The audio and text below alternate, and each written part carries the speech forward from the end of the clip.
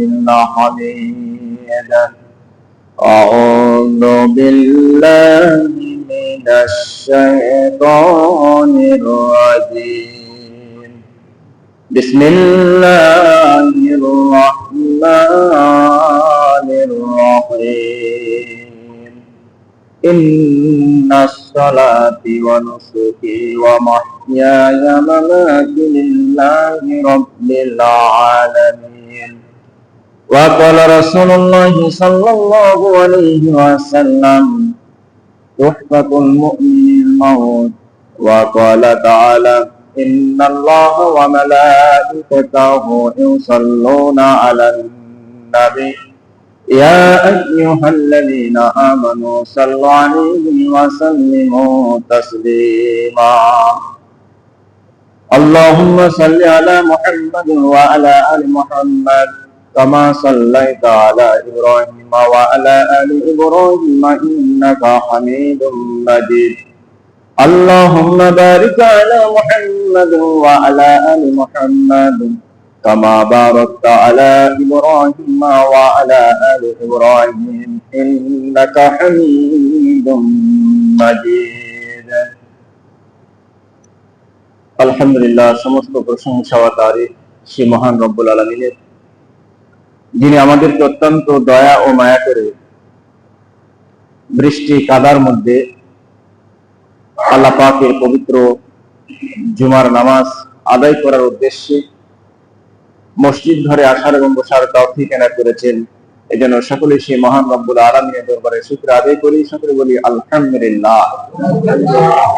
লাখ কোটি দরুদ ও সালাম বর্ষিত হোক সাইয়্যিদুল মুরসালিন খাতামুন নবিয়্যিন রাহমাতাল লিল আলামিন হযরত মুহাম্মদ আহমদ মুস্তাফা রাসূলুল্লাহ সকলে মুহাম্মদ সাল্লাল্লাহু আলাইহি ওয়াসাল্লাম। সম্মানিত উপস্থিত মুসলিমবৃন্দ, আসসালামু আলাইকুম ওয়া রাহমাতুল্লাহি ওয়া বারাকাতুহু। আল্লাহ তাআলা আমাদের জন্য 5 ওয়াক্ত নামাজ ফরজ করেছেন। নামাজ অত্যন্ত গুরুত্বপূর্ণ একটি ইবাদত, যে ইবাদতের মাধ্যমে মানুষ আল্লাহ পাকের অতি নিকটবর্তী হয়। নামাজ এমন একটি ইবাদত যে ইবাদতের মাধ্যমে মানুষের প্রশান্তি ফিরে আসে। আপনি যদি কোনো পেরেশান যুক্ত থাকেন, পেরেশানির মধ্যে আছেন, কোনো সমাধান পাচ্ছেন না, আপনাকে অস্থির লাগছে, এমত অবস্থায় যদি আপনি ওযু করে 2 রাকাত নামাজ আদায় করেন, সেজদায় করে রব্বুল আলামিনের কাছে যদি আপনার সেই পেরেশানির কথা যদি পেশ করতে পারেন, নামাজ শেষ হওয়ার সাথে সাথে আপনার অন্তরের মধ্যে আল্লাহ পাক প্রশান্তি দান করে দিবে। সুবহানাল্লাহ। মসজিদে কোয়ার্টার জামাত, বিভিন্ন কর্মব্যস্ততার মানুষ, এ কারণে প্রয়োজনে প্রত্যেকটা ওয়াক্তে যদি আপনি মনে করেন যে আপনার মোবাইলে আপনি অ্যালার্ম বাজিয়ে রাখবেন, আপনি রাখতে পারেন। ব্যবস্থা আছে না ভাই? জোহরের নামাজ 1টায় আপনি একটা 15 মিনিট অ্যালার্ম দিয়ে রাখেন, আপনাকে সতর্ক করার জন্য নামাজের সময় হয়েছে, আপনি অ্যালার্ট হবেন। এই উদ্দেশ্যে আপনি যদি এই মোবাইলে অ্যালার্ম যদি আপনি দিয়ে রাখেন, দেখবেন একটা 15 মিনিটে আপনাকে মসজিদে জামাতে হাজির হওয়ার জন্য মোবাইল তার অ্যালার্ম দিতে উঠবে। করে বলেন ঠিক কিনা? এভাবে প্রত্যেকটা ওয়াক্তে, বিশেষ করে ফজরে আমরা জায়গা পাই না। ফজরের সময় জায়গা না পাওয়ার পিছনে সবচেয়ে বড় যে কারণ, সে কারণ হলো শয়তান চায় না যে আপনি নেকি অর্জন করেন, শয়তান চায় না আপনি মসজিদে যান, শয়তান চায় না আপনি নামাজ পড়েন। ঘুমের সময় আপনার শিয়রে গিয়ে রাসূল সাল্লাল্লাহু আলাইহি সাল্লাম থেকে বর্ণিত এই হাদিস, নবীজি নিজে বলেছেন যে ফজরের নামাজের সময় শয়তান মানুষের শিয়রে গিয়ে বসে এবং তার মাথায় হাত বুলায়, আরামের ঘুম পাড়ানোর জন্য সান্ত্বনা দেয়। যদি কোনো ব্যক্তি মুমিন হয়ে থাকে, নামাজের ব্যাপারে যদি তার পরিপূর্ণ জ্ঞান যদি থাকে, নামাজের প্রতি তার আকর্ষণ যদি থাকে, সে ঘুম থেকে উঠে যাবে, উঠে যাওয়ার সাথে সাথে শয়তানের একটা গিরা খুলে যাবে, যেরকম সুবহানাল্লাহ। এরপরেও শয়তান আপনাকে ছাড়বে না, আবারও ধোঁকা দিবে যে উৎস সময় এখনো হয় না, এখনো অনেক সময় বাকি আছে, আর একটু বিশ্রাম করো, এমন অলসতা আপনার মধ্যে উদয় করে দিবে, মনে হবে যে আপনি আরেকটু বিশ্রাম করেন। এই আর একটু বিশ্রাম করতে যাবেন, দেখবেন জামাত শেষ। হয় কি হয় না? যারা জামাতে নামাজ পড়েন মাঝে মধ্যে এরকম হয় না? মাঝে মধ্যে এরকম হয়। এটা হচ্ছে শয়তানের ধোঁকা। শয়তানের ধোঁকায় পড়ে ফজরের জামাত মিস্টেক হয়ে যায়। দ্বিতীয়বার শয়তানের এই ধোঁকাকে উপেক্ষা করার উপায় হলো, আপনি যদি সেখান থেকে উঠে সাথে সাথে যদি ওযু করেন, ওযু করার সাথে সাথে দ্বিতীয় একটি গিরা খুলে যায়, জোরে করে সুবহানাল্লাহ। এরপরে নামাজে যখন আপনি দাঁড়াবেন, এর আগে আবারও আপনাকে সর্বশেষ একটা ধাক্কা দিবে, এমন একটা ধাক্কা দিবে যে ধাক্কায় যেন আপনি পড়ে যান। কিন্তু আপনি যদি সতর্ক হন, শয়তানের এই কুমন্ত্রণা যদি আপনি বুঝতে পারেন, আপনাকে ফিসফিসিয়ে বলবে, কি দরকার এই কাদা বৃষ্টি শীত এর মধ্যে মসজিদে যাওয়া, উঠছে এটাই তো মেলা, শীতের মধ্যে ওযু করছে এটাই তো অনেক কিছু। কি বলেন, ঠিক কিনা? কুটকুটে শীত যখন হয়, শীতের মধ্যে ঘুম থেকে ওঠার পরে ওযু করলেন কষ্ট করে, তখন মনের মধ্যে এরকম হয় না যে বাড়িতে না হয়ে পড়ে? এটা সম্পূর্ণ হলো ইবলিসের কুমন্ত্রণা। এই কুমন্ত্রণা দিয়ে আপনাকে জামাতে আসতে যদি বাধাগ্রস্ত করতে পারে, তাহলে ইবলিস সাকসেস করে। নাউযুবিল্লাহ। বলেন, আমরা মুসলিম হিসাবে খুশি করব কাকে? আল্লাহকে খুশি করব। আল্লাহকে খুশি না করে যদি আমার আচরণের দ্বারা, আমার কর্মের দ্বারা যদি শয়তান খুশি হয়ে যায়, আর আল্লাহ যদি না খুশি হয়ে যায়, আমার আপনার জীবন বরবাদ। ঠিক কিনা? তবে শয়তান নিজে খুশি হওয়ার জন্য, আপনাকে ধ্বংস করার জন্য এই প্রক্রিয়া চালায়।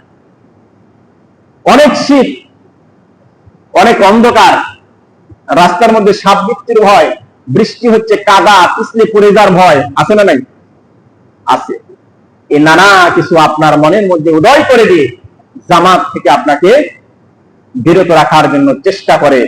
এই সময় যদি আপনি সব কিছু ফেলে নামাজে যদি দাঁড়িয়ে যেতে পারেন, তৃতীয় গিরা খুলে যায়, জোরে করে সুবহানাল্লাহ। আর আল্লাহ রাব্বুল আলামিন এই যে আপনি চেষ্টা করলেন, অস্ত্র নিয়ে ময়দানে যুদ্ধ করার নাম শুধু জিহাদ নয়। অস্ত্র নিয়ে ময়দানে যুদ্ধ করার নাম শুধু কি নয়? জিহাদ নয়। জিহাদ মানে আমরা বুঝি মারামারি, জিহাদ মানে আমরা বুঝি কাটাকাটি। আচ্ছা, আপনারা বলেন, এই যে ফজরের নামাজের ওয়াক্ত থেকে শয়তান যে ধোঁকাগুলি আমাকে আপনাকে দেয়, আর আমি আপনি যে কষ্ট চেষ্টা করে মসজিদ পর্যন্ত আসি, এই শয়তানের সাথে কি এটা যুদ্ধ না? এটা কি শয়তানের সাথে যুদ্ধ না? এটাও শয়তানের সাথে যুদ্ধ। এই যুদ্ধে জয়ী হলেন মানে আপনি গাজী। এই যুদ্ধে জয়ী হলেন তার মানে কি? আপনি গাজী। এই জন্য যুদ্ধের যে সংজ্ঞা, জিহাদের যে সংজ্ঞা, সেটা হলো কোন নেক উদ্দেশ্যকে, শরীরে কোন নেক উদ্দেশ্যকে প্রতিষ্ঠিত করার জন্য প্রাণান্ত করার চেষ্টা করার নাম হলো জিহাদ। সুবহানাল্লাহ। আর যতক্ষণ নিঃশ্বাস বাকি আছে আর আপনার দিমাগ সুস্থ আছে, ততক্ষণ পর্যন্ত আপনার নামাজ মাপ নাই। নামাজ মাপ আছে নাকি? নামাজ মাপ নাই। আপনার যদি ব্রেন সুস্থ থাকে, নিঃশ্বাস যদি বাকি থাকে, আপনি যদি বুঝতে পারেন যে এটা আসরের রক্ত বা এটা জোহরের রক্ত, আপনাকে কি করতে হবে? নামাজ আদায় করতে হবে। নবীজি আয়েশা রাদিয়াল্লাহু আনহাকে জিজ্ঞাসা করে নিয়েছে, এটা কোন সময়? এটা কোন সময়? তাকে স্মরণ করে দেওয়া হয়েছে, সাথে সাথে তিনি নামাজ পড়ে নিয়েছেন। যেরকম সুবহানাল্লাহ। নবীজির সর্বশেষ কথা ছিল নামাজের ব্যাপারে, as-সালাত as-সালাত। নামাজের ব্যাপারে কোনো আপোষ চলবে না। কিন্তু আমরা সামান্য ব্যস্ততার কারণে, সামান্য অসুস্থতার কারণে, বৃষ্টির কারণে, বিভিন্ন অজুহাত আমাদের সামনে, কোন রকম একটু অজুহাত আসলে আমরা আর নামাজের ধারের কাছে নাই। নামাজের আর ধারের কাছে নাই। বর্তমান বৃষ্টির সিজন চলতেছে, আমাদের মসজিদে মুসল্লির সংখ্যা জামাতে কি পরিমাণ থাকে আমরা মোটামুটি তো আমাদের একটা ধারণা আছে না? আমরা মোটামুটি চিনি যে এই মুসল্লিগুলি 5 ওয়াক্ত নামাজে জামাতের সাথে মোটামুটি শরীক হয়। কিন্তু বর্তমান পরিস্থিতি যা দেখা যাচ্ছে, তাতে কি বলার মতো না। বর্তমান 5 ওয়াক্ত নামাজ মসজিদ আমরা জামাতের সাথে যে কজন পড়ছি, এটা বলার মতো না, গর্ব করে বলতাম। অনেক বাহির জামাতের মানুষ আমাদের এই জামাতকে নিয়ে প্রশংসা করত, কিন্তু আমার এখন ভয় হয়, লজ্জা হয় যে ওই সমস্ত মানুষরা কোনো ওয়াক্তে যদি এসে নামাজ পড়ে, তো এই নামাজ করে বের হয়ে গিয়ে এই প্রশংসা করতে পারবে না, এই প্রশংসা করতে পারবে না, কেননা আমরা এই প্রশংসা নষ্ট করে ফেলতে। সম্মানিত ভাইয়েরা আমার, দেখেন আমাদের নামাজ আমাদের জীবনের মুক্তির জন্য। এই নামাজটা কিসের উদ্দেশ্যে বলবো আমরা? আল্লাহকে রাজি এবং খুশি করার উদ্দেশ্যে। আল্লাহ পাক যদি রাজি এবং খুশি থাকে, তাহলে আমার আপনার আর কোনো ভয় থাকবে না। লা খাউফুন আলাইহিম ওয়ালা হুম ইয়াহজানুন, কোনো ভয় থাকবে না, কোনো চিন্তা থাকবে না। আর আল্লাহ পাক এই শ্রেণীর মানুষের জন্য জান্নাত রেডি করে রেখেছেন, যারা আল্লাহ পাকের হুকুম পালন করে মৃত্যুবরণ করবে, তাদের জন্য কোনো ভয় থাকবে না। কবর হবে তাদের জন্য আরামের বিছানা। কবর প্রতিদিন আমাকে আপনাকে ডেকে ডেকে বলছে, আমি অন্ধকার ঘর। আমি কি ঘর? অন্ধকার ঘর। আমি হলাম সাপ বিচ্ছুর ঘর। কবর প্রতিদিন মানুষকে ডেকে ডেকে এই কথাগুলি বলে। তাহলে অন্ধকার ঘর কবর যদি বলে, তাহলে সেখানে আমাদের কি করা উচিত? আপনি যদি রাতের বেলা ঘর থেকে বের হন, অন্ধকার রাত্রি, আপনি কি অন্ধকার রাত্রিতে রাতের বেলা রাস্তা চলা, পথ চলা আপনার জন্য নিরাপদ? তাহলে এই অন্ধকার রাত্রে পথ চলতে হলে আপনার কি প্রয়োজন? একটা লাইট, টর্চ লাইট, আলো, এক কথায় আলো প্রয়োজন। তো কবরে আপনাকে যখন রাখা হবে, এরকম কোন মৃত মানুষকে দেখেছেন যে তার ছেলে, তার পরিবার পক্ষ থেকে বা গ্রামবাসীর পক্ষ থেকে কোন লাইট দেওয়া হয়েছে? আছে নাকি এরকম ব্যবস্থা? যে মাটি দিয়ে ঢেকে দিব, কবর অন্ধকার, সেখানে আলোর প্রয়োজন, একটা লাইট দিয়ে দাও, কিংবা একটা হারপিন জ্বালা দাও, কিংবা তার টেনে ওখানে একটা বাল্ব জ্বালা দাও, এরকম কোন ব্যবস্থা আছে? কোনো ব্যবস্থা নাই।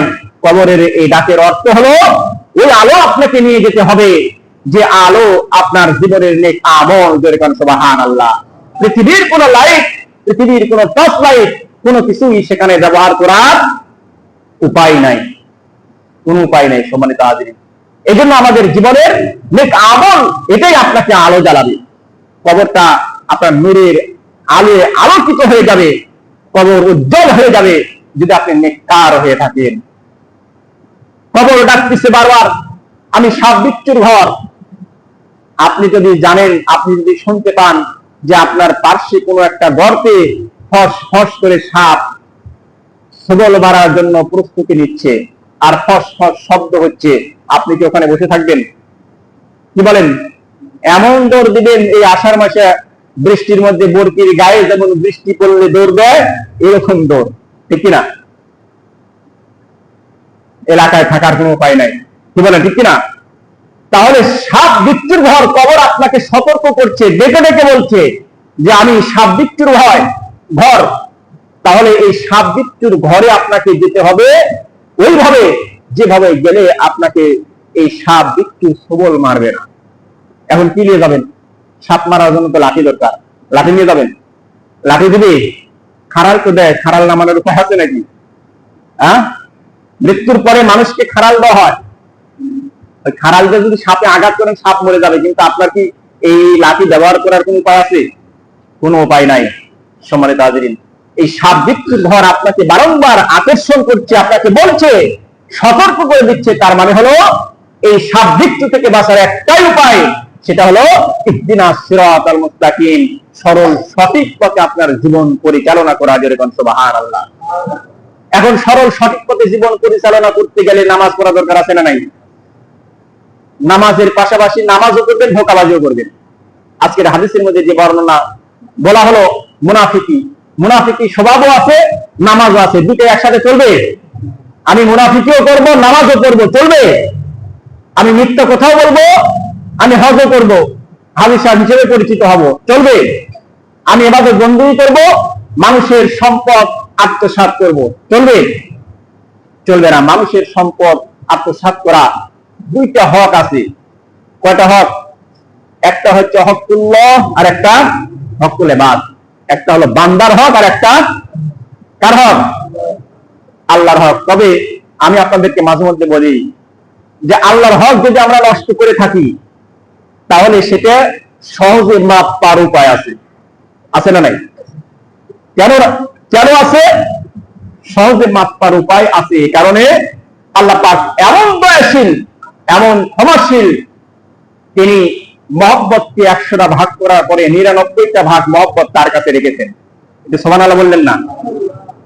এই 99 ভাগ মহব্বত নিয়ে আল্লাহ পাক কোন মানুষকে ক্ষমা করবে না, এটা হতে পারে না। কেননা 1 ভাগ মহব্বত সমস্ত পৃথিবীর প্রাণীকুলকে আল্লাহ পাক দিয়েছেন। সেখান থেকে আমার বাবা, আমার মা, আপনি, আমি পেয়েছি যতটুকু, এতটুকু মহব্বতের যে চিত্র আমরা দেখতে পাই সন্তানের প্রতি, এটাই প্রমাণ করে যে 99 ভাগ মহব্বত নিয়ে যে রব্বুল আলামিন আমাদেরকে ক্ষমা করার জন্য ডাকছেন, তার কাছে ক্ষমা চাওয়ার সাথে সাথে যে ক্ষমা হবে এর মধ্যে কোনো সন্দেহ নাই। সম্মানিত হাজিরিন, এজন্য নামাজ পড়ি নাই, আল্লাহর কাছে যদি মাপ চাইতে পারি, আল্লাহ ইচ্ছা করলে মাপ করে দিতে পারে। কিন্তু যেটা হকুল ইবাদ, বান্দার হক, এটা বড় কঠিন।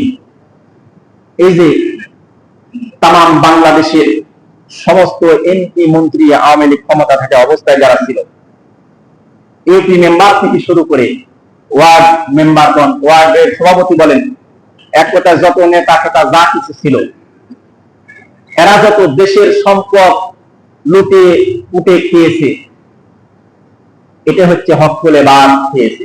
কি খেয়েছে? একটু বলেন না, কি খেয়েছে? আপনারা কি চান্সে আছেন নাকি? এই জন্য বলতেছেন না, এই চান্সে থাকা যাবে না। যারা লুটে লুটে খেয়েছে এরা হকুল ইবাদ খেয়েছে, মানুষের হক নষ্ট করেছে। আমরা আপনারা ট্যাক্স দিই না, আমরা চৌকিদারি ট্যাক্স দিই না, বিভিন্ন ভাবে সরকারি খাতে আমাদের টাকা যায় না। যারা মোটরসাইকেল চালান, মোটরসাইকেল ড্রাইভিং করছেন, আপনার টাকা সরকারি ঘরে আছে না নাই? এই টাকা কোথায় ব্যবহার হয়? এই টাকাগুলি দিয়ে সারা বাংলাদেশের প্রত্যেকটা জনগণের কাছ থেকে যে ট্যাক্স, ভ্যাট যা কিছু যায়, এই সম্পদগুলি দিয়ে তো জনগণের উপকার হয়, ঠিক কিনা? রাস্তা, কালভার্ট, ব্রিজ যা কিছু আছে, রেল লাইন যেখানে ব্যয় করা হয়, এগুলি আমার আপনার 1 পয়সা হলেও আছে।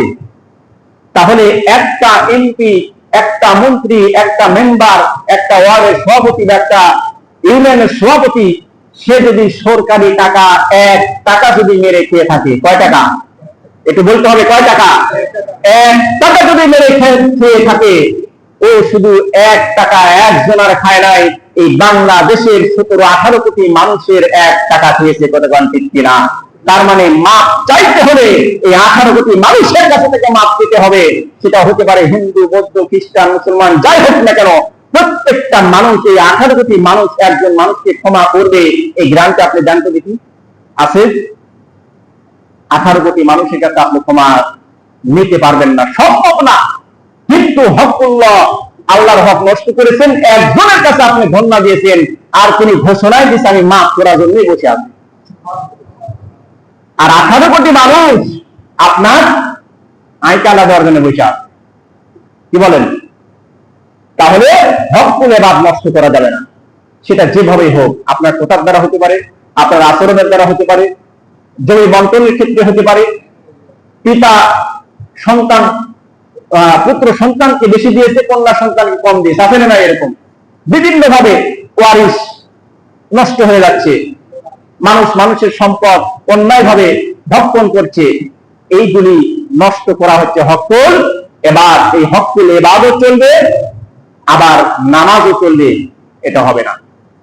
হকুল ইবাদকে মিটিয়ে নামাজ পড়তে হবে, হকুল ইবাদকে মিটিয়ে হজ করতে হবে, হকুল ইবাদকে মিটিয়ে আপনার ভালো ভালো কাজগুলি করতে হবে। সম্মানিত হাজিরিন, আল্লাহ পাক আমাদের সকলকে পরিপূর্ণ ইসলামী বুঝ দান করুন, যেভাবে ইবাদত বন্দেগী করলে আল্লাহ পাক খুশি হয় এবং আমরা সলিড ভাবে ইবাদত করতে পারি, সেই সুব্যবস্থা করে দিক। সকলে বলে আমিন। ওয়া মা আলাইনা ইল্লাল বালাগ। আসসালামু আলাইকুম ওয়া রাহমাতুল্লাহ। যারা শুনে পড়েন শুনে পড়েন।